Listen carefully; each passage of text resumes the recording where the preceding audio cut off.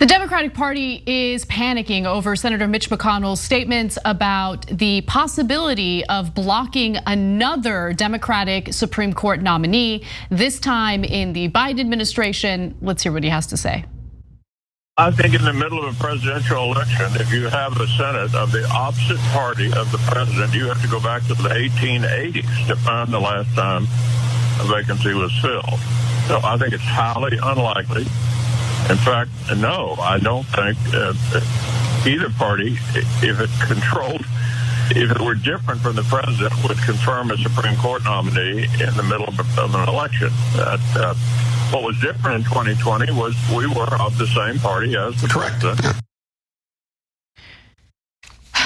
So clearly he's arguing there that Trump was a Republican president. The Senate was controlled by Republicans, and so he had the ability to nominate someone like Amy Coney Barrett in the final hour, and we were able to confirm that nominee. But he makes it clear here that if it's close to the 2024 election and Republicans take control of the Senate, then they in fact will block a Supreme Court nominee coming from Biden should something happen to a member of the Supreme Court, a Supreme Court justice, right? So now there's all this pressure for Justice Stephen Breyer to retire.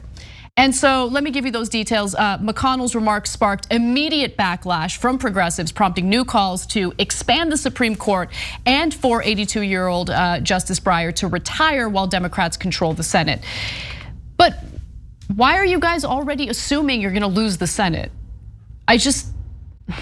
Go ahead. Yeah, all right, so there's two parts to this, the Republicans and then the Democrats.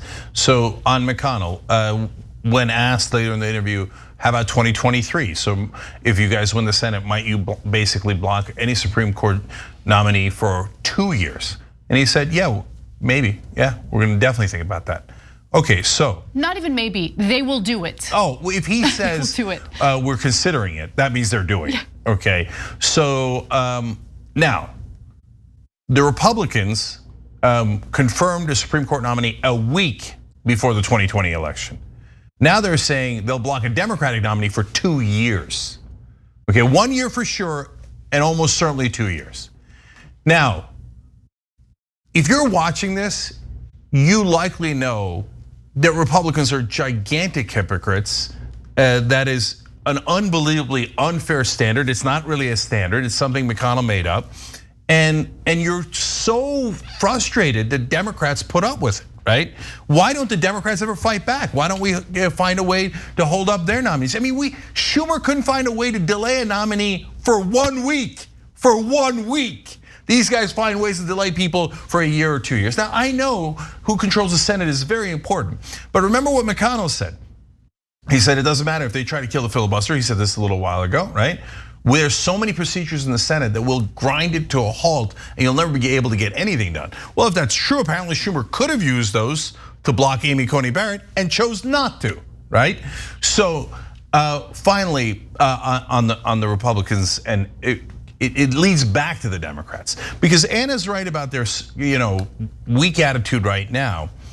But I want to also mention on another issue. So now if the Republicans are this dishonest, why are Democrats spending all their time trying to get a bipartisan agreement on infrastructure or voting rights with a party that they know to be this dishonest? Snaps.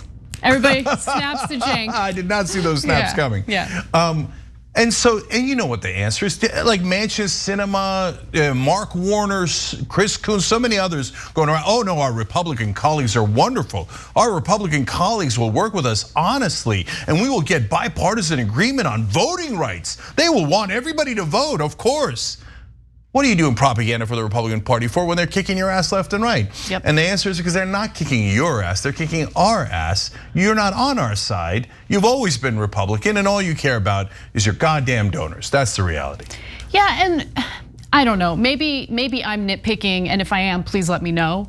Ed Markey's been wonderful on a number of different issues, especially climate change.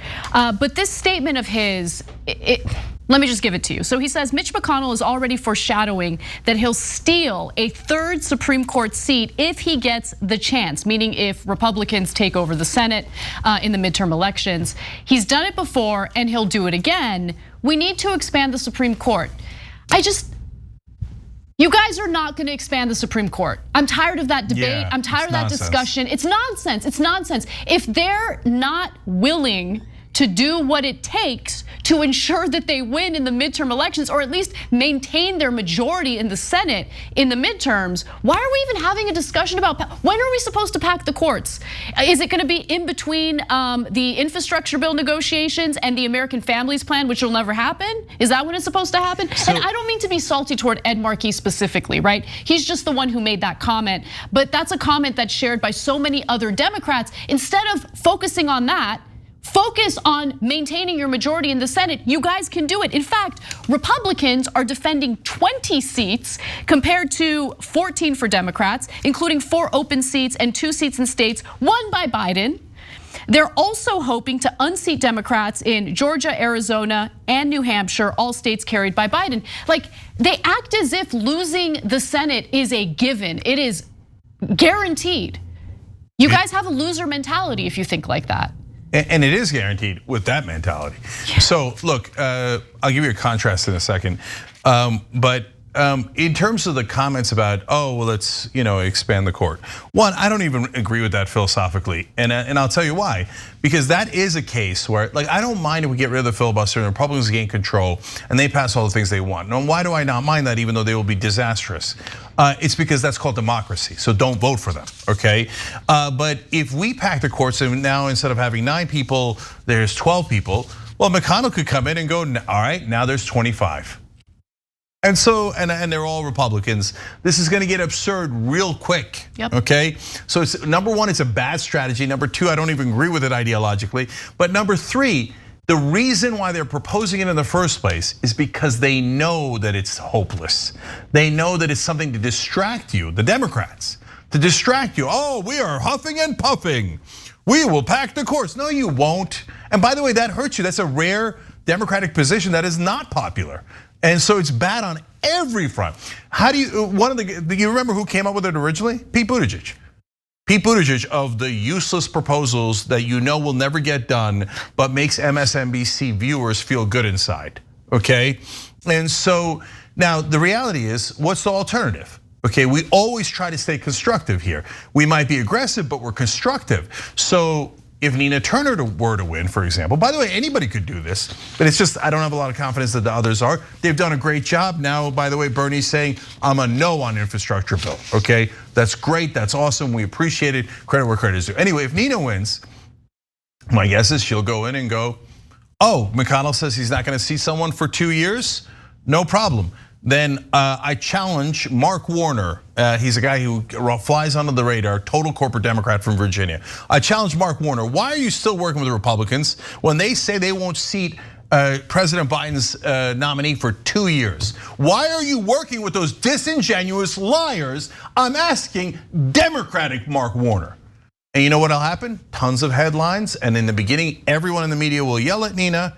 And then afterwards, they'll go, well, that is an interesting question. Why don't we go ask Mark Warner? Right. Okay, and that's how you win. There's a reason why you fight, because it creates public pressure, which then highlights that you are actually right and they are actually wrong. NinaTurner.com/hello. Thanks for watching The Young Turks, really appreciate it. Another way to show support is through YouTube memberships.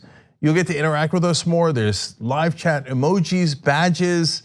You've got emojis of me, Anna, John, JR, so those are super fun. But you also get playback of our exclusive member-only shows and specials right after they air. So all of that, all you gotta do is click that join button right underneath the video. Thank you.